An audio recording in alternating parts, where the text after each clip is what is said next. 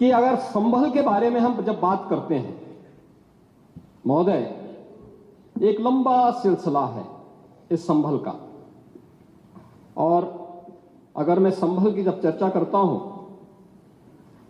तो संभल में कैसे माहौल खराब किया गया वहां पे। ये संभल में दंगों का जो इतिहास है 1947 से ही प्रारंभ होता है। 1947 में एक मौत होती है, 1948 में 6 लोग मारे जाते हैं, 1958 में भी दंगा होता है, 1962 में भी दंगा होता है, 1976 में भी 5 लोगों की मौत वहां पर हुई थी, और 1978 में 184 हिंदुओं को सामूहिक रूप से जला दिया गया था। 184 हिंदुओं को हत्या हुई थी, हिंदुओं की हत्या हुई थी और जलाया भी गया था, और 184 हिंदू मारे गए थे वहां। 184। मैं वही तो कह रहा हूं ना, आप उस सच को स्वीकार नहीं करेंगे, आप उस सच्चाई को स्वीकार नहीं करेंगे, और लगातार कई महीनों तक वहां कर्फ्यू था। 1980 में फिर दंगा हुआ था, एक मृत्यु हुई। 1982 में फिर दंगा हुआ, एक मृत्यु हुई। 1986 में 4 लोग मारे गए, और 1990 फिर 1992 में 5 मौतें हुई, 1996 में 2 मौतें हुई। कि लगातार इस सिलसिला चलता रहा। 1947 से लेकर के अब तक 209 हिंदुओं की निर्मम हत्या वहां हुई है संभल के अंदर, 209 हिंदुओं की, और एक भी बार किसी ने उन निर्दोष हिंदुओं के लिए कभी 2 शब्द नहीं कहे, उनके प्रति, उन परिवारों के प्रति संवेदना के शब्द नहीं कहे। महोदय, जो आज घड़ियाली आंसू बहा रहे हैं, ये लोग कभी भी उन निर्दोष हिंदुओं के बारे में कभी 2 शब्द नहीं कहे।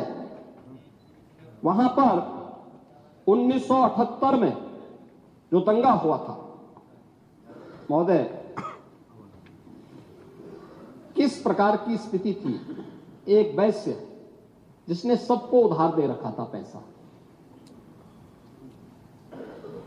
और उस बात को मानता था कि साहब मैं तो सबको पैसा देता हूं, मेरे यहां तो सब व्यवसाय के साथ जुड़े हुए हैं।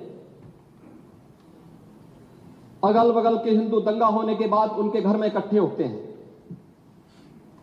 इकट्ठा होने के बाद उनको घेर लिया जाता है।